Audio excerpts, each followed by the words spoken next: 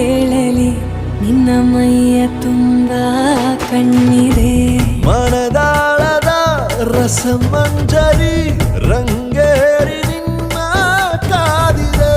ಬಿಸು ಮಾತಿನ ಪಂದ್ಯಾವಳಿ ಆಕಾಶವಾಣಿಯಾಗಿದೆ ಸಂಜೆಯ ಕೆನ್ನೆಯ ಮೇಲೆ ಬಂದು ನಾಟಿದೆ ನಾಚಿಕೆ ಮುಳ್ಳು ಮನದ ಮಗು ಹಠ ಮಾಡಿದೆ ಮಾಡುವ ಕೊಂಗ